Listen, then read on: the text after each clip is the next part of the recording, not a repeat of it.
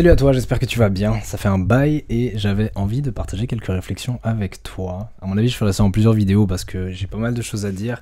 Comme tu le sais peut-être, la fréquence de mes vidéos a énormément diminué et c'est surtout parce que je passe plus de temps à apprendre qu'à faire du contenu. Ça pourrait aussi être le sujet d'une vidéo, mais le problème quand tu fais des vidéos sur internet et que tu crées du contenu, c'est que tu tombes vite dans ce piège de créer, ou en tout cas partager, mais plus tu partages, moins tu as de choses à partager. Parce que forcément, plus j'aborde certains sujets, du trading, développement personnel, des trucs comme ça, moins j'aurai de choses à partager.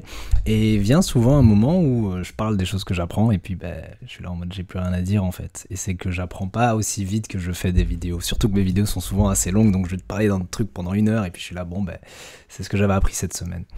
Bref.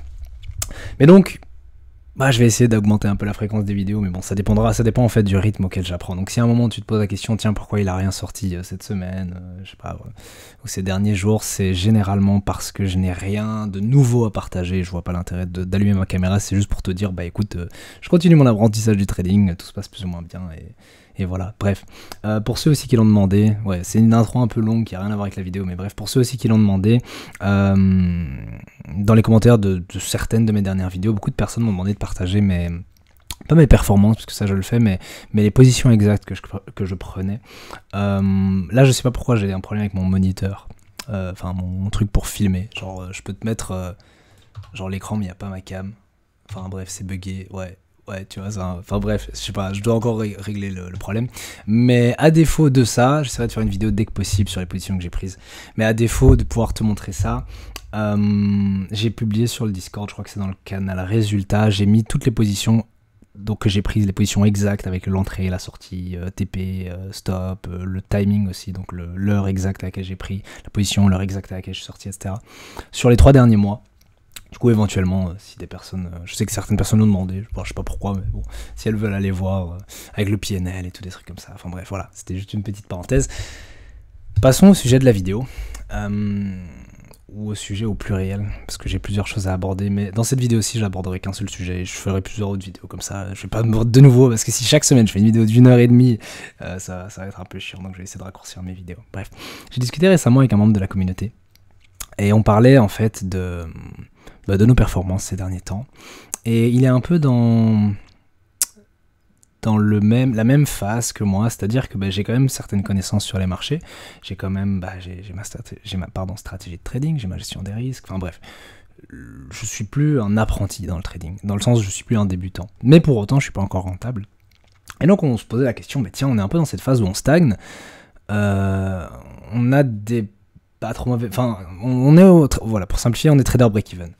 Donc on fait un peu de gain, un peu de perte, un peu de gain, un peu de perte, et notre capital bouge pas, et ça dure comme ça depuis longtemps. Et beaucoup de personnes sont dans cette situation-là, c'est un truc que j'ai déjà cité sur la chaîne, mais en réalité quand on te dit que, à la grosse louche, si on fait une loi de Pareto, on te dit que 80% des traders sont perdants, ça veut pas pour autant dire que les 20% restants, c'est une grosse approximation, mais ça veut pas pour autant dire que les 20% restants sont rentables.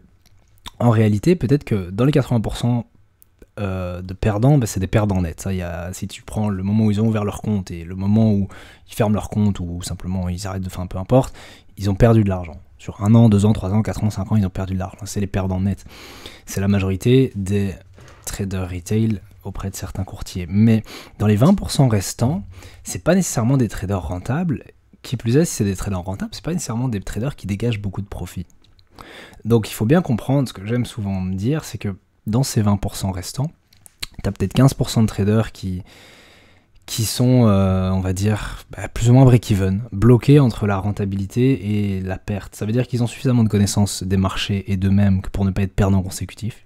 Donc c'est mon cas, ça fait plus d'1 an que mon compte est ouvert, je l'ai jamais fait sauter, mais j'ai pas non plus dégagé des profits dessus. Mais en même temps, il manque une pièce du puzzle, il manque ce truc qui fait qu'on n'arrive pas à dégager des profits de façon consistante, ou en tout cas des profits suffisamment significatifs que pour commencer à être considérés. Et donc, C'est vraiment cette phase intermédiaire. J'aime me dire que c'est les 15% un petit peu, et puis que si tu step up un peu, tu passes dans le top 5%. Bon, attention, ce que je dis là n'est pas... C'est pas des faits, oui, il y a 80% de traders comme ça, 15% comme ça, non, c'est juste à la grosse louche, mais c'est plus pour te transmettre une idée que des pourcentages exacts. L'idée que je veux te transmettre ici, c'est que la majorité des traders retail perdent par manque de formation, manque de tout un tas de choses. Il y a une autre partie des retail qui est un peu plus impliquée, et qui essaye vraiment d'apprendre le trading, mais qui n'y arrive malheureusement quand même pas, mais elle est suffisamment informée pour pas perdre systématiquement. Et puis il y a une partie encore plus restreinte de traders particuliers qui, eux, arrivent à gagner sur les marchés financiers, mais c'est que, comme je l'ai dit, une partie très petite des traders retail. Bref. Et donc je discutais avec cette personne, et on en a déduit, après toutes nos discussions, enfin j'épargne les détails, on en a déduit que la raison potentiellement principale pour laquelle lui et moi n'étions pas rentables, et pour laquelle beaucoup de personnes sont en fait dans cette catégorie de trader break-even, c'est qu'on est trop obsédé par l'argent. Alors, je vois déjà les gens venir en mode « Ah, tiens, encore le problème de la psychologie, la fameuse psychologie magique qui va t'aider à résoudre tous tes problèmes en trading. » Bien évidemment, j'ai conscience que la psychologie peut jouer un rôle important dans le trading, peut parfois même être la clé, mais c'est que pour certaines personnes. Dans le sens où il y a certaines personnes qui ont vraiment tous les éléments constitutifs du trading rentable, mais la seule chose qui leur manque, c'est une bonne psychologie de trading. Mais là n'est pas le débat dans cette vidéo. Ce que je veux dire par là, c'est que ce soit des mauvaises décisions de trading, ça je pense que j'ai pas besoin de te l'expliquer, ça découle sûrement d'une mauvaise psychologie, d'un mauvais mindset, d'un mauvais état d'esprit, toutes des erreurs que tu vas faire pour des raisons qui ne sont pas directement liées au marché. Mais même des erreurs qui n'ont... T'as pas l'impression que c'est des erreurs, mais que ce sont des erreurs en fait. Elles peuvent découler du fait d'être obsédé par l'argent. Bref, je m'explique, parce que là c'est très abstrait ce que je dis, je m'explique. Imaginons maintenant, tu le sais peut-être, mais je maîtrise assez bien l'analyse fondamentale, mais j'ai encore des lacunes assez grandes en analyse technique. Au départ, on pourrait se dire, bah tiens, voilà, pas très bon analyse technique, assez bon analyse fondamentale, cool, j'arrive souvent à avoir un bon biais directionnel, mais mes entrées et sorties sont pas terribles, ma gestion de trade est pas terrible, ma gestion des risques est intacte, mais voilà. On pourrait se dire que le problème ici découle d'un manque d'éducation au niveau technique, au niveau des points d'entrée et de sortie, qui manque cruellement de rigueur. Et c'est vrai, en soi, mais ce sur quoi je veux mettre le doigt ici, c'est que la raison pour laquelle j'ai, et que peut-être que d'autres personnes ont, ce manque, on va dire, de rigueur dans leurs entrées et sorties, éventuellement des lacunes en analyse fondamentale, peut découler du fait que on soit obsédé par l'argent. Quand je dis obsédé par l'argent, c'est un désir un peu trop présent de vouloir gagner de l'argent grâce au trading, et qui va empiéter en fait sur tes actions. Puisque tes actions vont suivre tes pensées, ça c'est je pense quelque chose qui se vérifie. Souvent tes actions vont suivre tes pensées, et si ton état d'esprit c'est je veux faire de l'argent, je veux faire de l'argent, je veux faire de l'argent, plus particulièrement grâce au trading, bah, tu vas tout faire pour faire de l'argent, et idéalement assez rapidement, y compris aller un peu trop vite dans ta phase d'apprentissage, survoler un peu trop vite les concepts, ne pas prendre le temps de bien les comprendre, de bien les implémenter, et alors tu te retrouves avec une stratégie qui est un peu bancale, une stratégie, comme je l'ai dit, qui présente beaucoup de lacunes, en tout cas pour mon analyse technique. Et c'est ça le point auquel je veux en venir, c'est véritablement que le fait d'être pressé, de, entre guillemets, réussir en trading, te pousse à justement ralentir ta progression, à allonger le temps qu'il te faudra pour réussir en trading. En tout cas, c'est l'impression que j'avais eue en discutant avec cette personne. Parce que, comme tu es pressé, tu vas mettre en place des actions. Ça comprend aussi les erreurs, mais ça, je pense que j'ai pas besoin de faire une vidéo là-dessus. Enfin, tu le sais sûrement, mais si tu veux absolument faire de la thune, tu vas faire preuve par exemple, tu vas faire preuve de FOMO, tu vas faire preuve de... Oh, il y a ma chaise qui bug à chaque fois, le setup devient complètement bancal. Bref, tu vas, enfin, imaginons, voilà, Situation de trading concrète, tu fais preuve de FOMO, ça découle clairement de cette obsession par rapport à l'argent, de ce désir de vouloir participer au marché, de vouloir prendre le train, tu vois. Et ça, je pense que c'est évident pour tout le monde. Même chose si tu es averse au risque, c'est cette peur de perdre de l'argent, et le fait de se tromper qui va avec, enfin, toutes ces choses-là.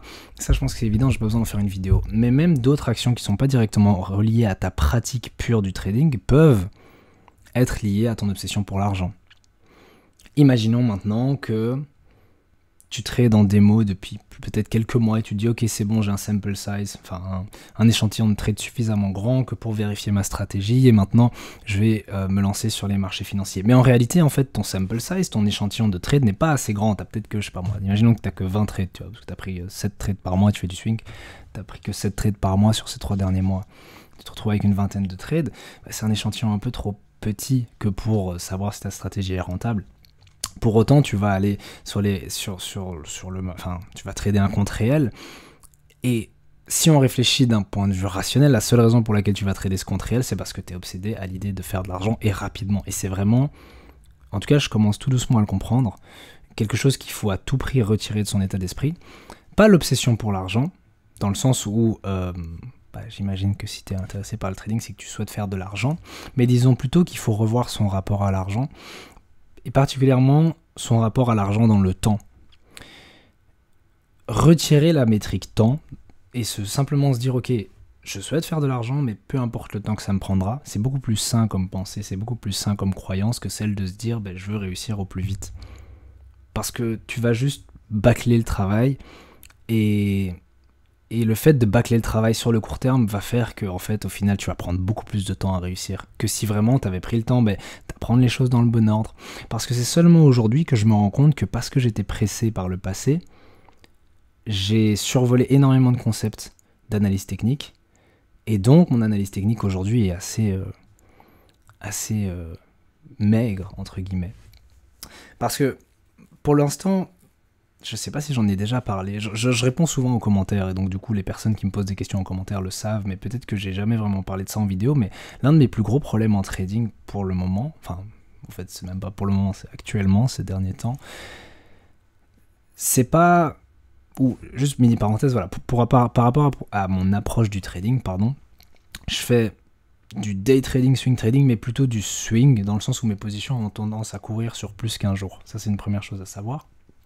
Deuxième chose à savoir, c'est que je vais utiliser l'analyse fondamentale pour déterminer ma direction, la direction que les marchés vont prendre sur les prochains jours, voire même semaines, et puis je vais me positionner par rapport à ça à l'aide de l'analyse technique. Autant ma direction, et là j'ai pu le faire sur base de backtest, bon c'est pas vraiment du backtest parce que c'est du forward testing, dans le sens où j'ai pas été faire des analyses fondamentales pour des périodes passées à la période où j'ai tradé, mais depuis que j'ai commencé à analyser les marchés d'un point de vue fondamental, j'ai récolté un échantillon de data de plus de peut-être 1 an et demi. Quand je dis échantillon de data, c'est juste que j'ai déterminé un billet depuis, chaque semaine et même chaque jour depuis plus d'1 an, 1 an et demi, donc pour ça je pense que j'ai déjà montré plusieurs fois mes journaux de trading sur la chaîne, mais vraiment c'est genre juste hyper calé, détaillé, précis, machin bazar. Mais donc ça me permet de vérifier aussi la fréquence à laquelle mon billet est correct. Donc combien de fois, imaginons sur 10, j'ai raison quand je dis tiens le prix va monter, descendre et il va aller à tel niveau ou tel niveau, combien de fois sur 10 j'ai raison ou tort. Et il s'avère que la majorité du temps j'ai raison, donc ça c'est chouette. Mais mes entrées par rapport à cette direction, mon positionnement est très mauvais, est vraiment très mauvais. Soit, c'est très simple, soit je prends des trades où j'ai pas de setup, et ça c'est juste du pur non-respect du plan de trading, soit je peux prendre un bon trade où il y a un setup, mais une mauvaise gestion de trade me pousse à finir perdant, alors que le trade pouvait peut-être être gagnant. En tout cas, il y a beaucoup de positions pour lesquelles si j'avais simplement pas agi, donc pas couper ma position, pas prendre de profit partiel, juste laisser tourner la position, soit ça touche le TP, soit ça touche le SL, ces positions-là, auraient été des gagnants. Mais elles ne l'ont pas été, ça a été des perdants parce que j'ai interféré, on va dire, avec le processus de trading. Et par exemple, j'étais un peu en drawdown, donc j'ai coupé ma position par peur que mon SL se fasse toucher, alors qu'en réalité mon trade était toujours valable, ou alors je suis un peu en profit et j'ai peur que le marché se retourne d'un coup, donc je prends des profits partiels ou carrément je ferme ma position complètement, alors que en fait il n'y avait pas de raison de le faire et je pouvais juste laisser tourner ma position et respecter mon plan et ma stratégie. Enfin bref. Mais donc ces deux problèmes-là, donc soit de prendre des positions qui n'ont juste pas lieu d'être, genre il n'y a pas de setup, je sais pas ce que je fous, soit prendre des bonnes positions, donc enfin être un peu plus rationnel et faire ce que j'ai dit que je devais faire, mais donc à l'entrée ça va, mais après quand il s'agit de la gestion de trade, là ça part en cacahuète. Donc voilà, mais donc ça c'est les deux plus gros problèmes que je rencontre actuellement. Et la réalité c'est que ces deux problèmes-là peuvent, je pense, être... En tout cas, quand j'essaie de me poser la question de pourquoi est-ce que j'agis aussi bêtement, parce que honnêtement, quand je prends du recul, c'est pas un manque de compréhension ou quoi, c'est quand je fais la revue d'un de mes trades, ou la revue d'une semaine, ou d'un mois de trading, et que je regarde chaque position une à une pendant plusieurs heures, qu'est-ce que j'aurais pu mieux faire, qu'est-ce que j'ai bien fait, qu'est-ce que j'ai pas bien fait, est-ce que j'ai respecté ma stratégie, etc. Il y a vraiment des moments où je me demande mais pourquoi j'ai fait ça. Puis bien évidemment, comme je documente tout, je sais pourquoi j'ai fait telle ou telle chose, je sais dans quelles conditions j'étais, etc. quand j'ai pris le trade, et je me dis mais c'est pas faire preuve de bon sens, ça, c'est pas être sérieux dans son trading. Et c'est inquiétant, parce que d'un côté les connaissances sont là, mais la pratique, ou en tout cas l'application de ces connaissances-là n'est pas là. Et c'est vraiment problématique. Et je pense, d'où la discussion que j'ai eue avec cette personne, que la raison pour laquelle j'ai tant cette impulsion à mal agir sur les marchés, à faire des choses qui, je le sais pertinemment, ne sont pas bonnes pour mon trading, je sais pertinemment qu'elles vont endommager mes gains, mes profits. C'est d'ailleurs ce que j'ai pu voir ces derniers mois. De janvier à juin, 5 mois sur les 6 étaient rentables. Après, bon, là, le rendement n'était pas très élevé, mais ils étaient en tout cas dans le vert. La plupart de mes semaines terminaient aussi dans le vert. Et en même temps, du coup, ces 5 mois sur les 6, c'était justement des mois où j'avais diminué significativement mes erreurs de trading et respecté un bon protocole et un bon processus. Si on regarde le mois de janvier, après, je t'invite à aller regarder les vidéos. Enfin, j'ai fait plusieurs vidéos sur parfois des revues du mois et je montre toujours mon track record de l'année, tu peux voir mes performances par mois. En janvier, j'ai fait beaucoup d'erreurs, puis il faut dire aussi que le mois de janvier n'était pas un mois facile à trader, pour moi. Et en juillet, c'était cata, mais j'ai déjà fait une vidéo sur le sujet. Et quand je pense justement, tiens, pourquoi je fais ces erreurs-là? Pourquoi je continue à adopter un comportement qui, comme je l'ai dit, je sais que c'est contre-productif, je sais que c'est du sabotage, c'est littéralement de l'auto-sabotage. Et je pense que ça peut découler de la pression, entre guillemets, de l'argent, mais dans le monde réel. J'ai pas de difficultés financières en soi, mais je veux dire, cette obsession... En fait, je pense que l'objectif est mal défini, et l'objectif, tel qu'il est écrit dans mon esprit, c'est « tiens, je veux devenir un trader rentable ». Cool. Mais le problème, c'est que en posant ces mots-là, je suis plus obsédé par la rentabilité et donc indirectement par la performance, par le résultat, que par le processus de trading. Je suis plus obsédé par tiens, à la fin de la semaine, combien est-ce que j'ai gagné, tiens, à la fin du mois, combien est-ce que j'ai gagné, plutôt que par est-ce que en fait j'ai respecté mes règles ou pas. Et je me souviens, il y a très longtemps, je sais pas si je regarde encore mes vidéos, mais un abonné m'avait fait la réflexion, il m'a dit mais tu penses pas que faire une revue chaque semaine est contre-productif? Tu devrais plutôt utiliser un échantillon plus large et peut-être faire une revue chaque mois ou chaque trimestre. Parce que le problème c'est que chaque semaine, je revoyais ma semaine, je me disais tiens j'ai pas fini dans le vert, alors que c'est pas une bonne métrique pour évaluer si t'as bien agi ou pas, mais c'est ce que je faisais à l'époque. J'ai pas terminé ma semaine dans le vert, il y a un problème, qu'est-ce que j'ai mal fait? Je me remets en question et je change tout. Mais le problème c'est que si tu changes constamment ta façon de faire, ou en tout cas ton approche, ma stratégie restait la même, mais le fait de tout le temps se remettre en question fait que tu fais preuve d'irrégularité, sans le savoir, même si c'est juste dans ton mental, mais tu fais preuve d'irrégularité, parce que chaque semaine, comme tu te dis, imaginons de la semaine précédente était en perte, tu te dis mais c'était une mauvaise semaine, alors que pas spécialement, tu peux finir une semaine dans le rouge, même si tu as bien respecté ton plan de trading, mais ça je ne l'intégrais pas vraiment encore. Donc chaque semaine, si la semaine précédente était une semaine dans le rouge, je vais chercher à changer quelque chose, peut-être juste dans ma tête, comme j'ai dit, je ne change pas nécessairement la stratégie, mais aborder les marchés en essayant de faire différemment de la semaine passée, alors que justement tu dois juste continuer à appliquer ta strat, c'est problématique. Et c'est le problème que j'ai rencontré, que je rencontre encore un peu actuellement. Mais c'est pas évident, parce que toutes ces choses-là, en fait, c'est pas des choses c'est dans la tête. Genre, je sais pas comment le dire autrement, mais quand t'as littéralement... par exemple, t'as fait toutes tes analyses, ok, pour par exemple la semaine qui s'est écoulée. Enfin, pas celle-ci, celle juste avant, mais t'as fait toutes tes analyses, ok, cool. T'as littéralement un plan précis qui te dit, ok, selon moi, tel actif, il va s'apprécier cette semaine, il va rejoindre tel niveau, etc. Après, peut-être que le déclencheur, ça va être telle annonce, voilà, et je cherche une entrée dans cette zone-là, et il me faut tel setup pour rentrer. Genre, tout ça, c'est écrit noir sur blanc au début de la semaine, avec mon plan pour la semaine. Et puis, ben, la semaine, c'est cool, et bah tiens, je vais acheter. Pourquoi acheter précipitamment alors que t'as écrit noir sur blanc que tu voulais acheter dans cette zone, que t'attendais telle annonce ou telle annonce pour le faire, etc., que t'attendais un setup, pourquoi? Et puis après, tu dis, merde, je viens de perdre de l'argent. Du coup, t'as peur d'acheter, tu entres pas. Parce que là, c'était le moment où il fallait entrer. Fuck. Après, du coup, le prix se barre sans toi, t'es là, zut, j'ai raté le train. Tu sautes, précipitamment, mais trop tard. Et du coup, t'as aussi un trade de merde. Enfin bref, tu fais n'importe quoi. Puis au final, je me rends compte avec le recul, quand j'avais réanalysé cette semaine, je me dis, mais tout ce que j'avais à faire, c'est de faire ce que j'avais dit que je voulais faire. Genre, littéralement, j'avais rien d'autre à faire. Et c'est comme ça beaucoup de semaines. Je montre pas les détails de ce que j'écris, dans le sens où parfois je montre mes prévisions économiques, des trucs comme ça, les trucs un peu plus objectifs, genre la macro et tout. Mais je montre pas les revues personnelles que je fais de la semaine, parce que c'est des choses un peu plus perso parfois, et je vais donner des détails sur ma vie privée qui peuvent aussi m'impacter dans mon trading. Mais très souvent, en tout cas là, ça va peut-être faire 1 an, ouais, que chaque semaine j'écris, bah tiens, il s'est passé ça, d'un point de vue trading pur, fonda, ça c'est les positions que j'ai prises, c'était bien, pas bien, ça c'est les positions que j'ai pas prises, bien, pas bien, et puis ça c'est plutôt dans la vie personnelle, bah tiens, qu'est-ce qui s'est passé, pourquoi j'ai mal agi, ou pourquoi j'ai bien agi, ça peut, voilà, bref. Et donc ça fait plus d'1 an que je fais ça, et je vous jure, enfin je te jure que il y a beaucoup trop du coup de semaines où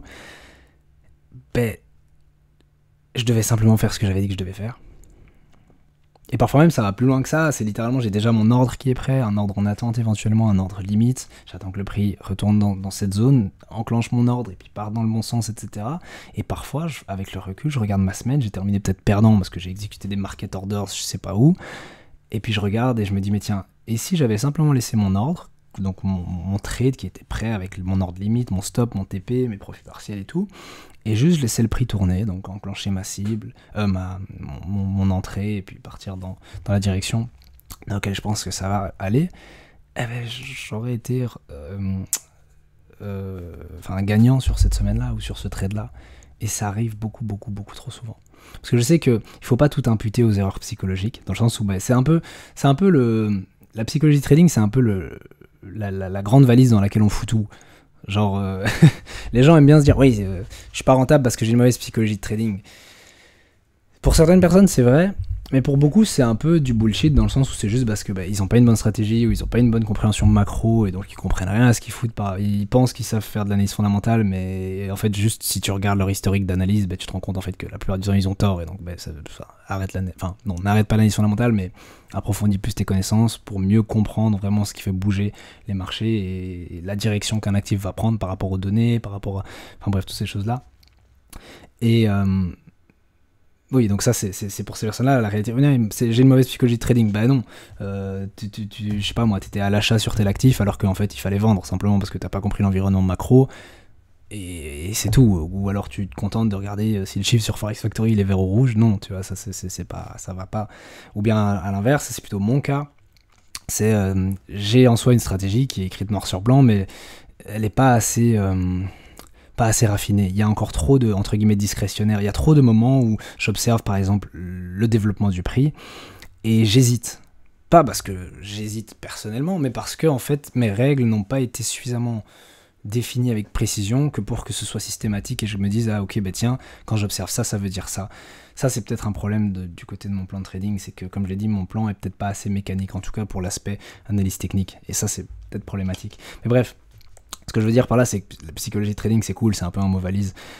C'est vraiment le truc dans lequel tu vas dire, oui, si je suis pas rentable en trading, c'est pour ça. Mais quand j'observe, donc c'est pas juste une intuition, là. Enfin, au début de la vidéo, je te parlais d'intuition, de peut-être que je suis un peu trop obsédé par l'argent, ou en tout cas à l'idée de réussir vite et que ça joue contre moi, parce qu'au final, ça fait que rallonger le temps qu'il me faudra pour réussir. Non. Là, je te parle vraiment de choses que j'ai pu observer la plupart de mes semaines.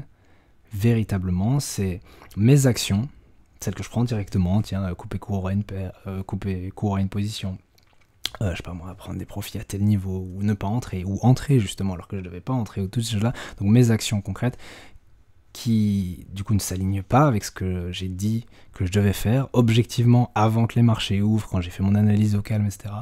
En bref, en conditions de trading réel, je suis à chier quoi. Enfin, globalement, c'est ce que j'ai pu observer.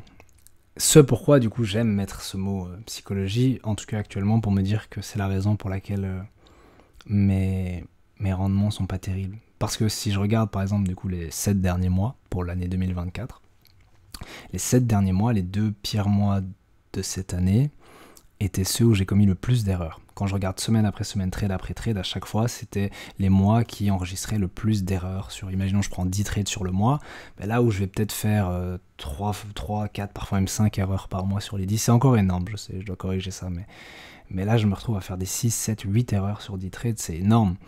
Forcément, tu peux pas être rentable comme ça. Ça veut dire que 8 fois sur 10, tu as fait une erreur, que ce soit prendre une position que tu devais pas prendre, tout ça c'est juste t'as pas de setup et ça c'est une erreur, c'est du FOMO, ou bien t'as pris une position qui était correcte mais tu l'as mal gérée et en fait t'as laissé un gagnant devenir un perdant, et ça arrive aussi très souvent, c'est vraiment des 2 trucs qui arrivent très souvent. Et donc les mois pardon, où j'étais dans le vert à la fin du mois,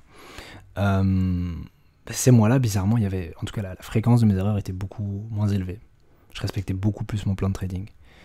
Et c'est pour ça que j'aime me dire que... Enfin, en vrai, j'aime pas vraiment parce que j'aurais préféré que la solution soit plus tranchée. Genre, tchac, t'as juste ça à faire. Parce que quand c'est quelque chose de psychologique, c'est beaucoup plus difficile. C'est comme si t'essaies de changer une habitude ou un comportement. Bien évidemment, il y a une certaine logique derrière. Tiens, j'ai envie de me mettre au sport, ok. Mais c'est pas aussi simple pour une personne qui, par exemple, n'a jamais fait de sport. Et changer un comportement en trading, pour moi, peut-être que les autres ont facile en tout cas, mais changer un comportement en trading, pour moi, c'est pas aussi simple. Je sais pas pourquoi. Je sais pas pourquoi je continue à faire les mêmes erreurs en sachant pertinent. Parce que c'est surtout ça qui est important à dire. Tu peux faire des erreurs sans en avoir conscience. Mais pour les erreurs dont j'ai conscience, peut-être que j'en fais encore, peut-être que je fais encore certaines erreurs dont je n'ai pas conscience, mais pour les erreurs dont j'ai conscience, où c'est littéralement écrit noir sur blanc, ne fais pas ça, ben je continue à les faire. Et après, je m'étonne du résultat. Bref, j'espère que la vidéo t'a plu. Je vais m'arrêter là. Je pense que j'ai transmis mon idée. Et j'espère que tu ne rentres pas dans cette catégorie de personnes. C'est l'une des rares fois où je te souhaite de ne pas faire partie des gens dont je parle dans la vidéo, parce que du coup c'est des gens comme moi qui ne sont pas encore rentables. Mais j'espère que ton training se passe bien. Et puis sur ce, on se dit à la prochaine dans une prochaine vidéo.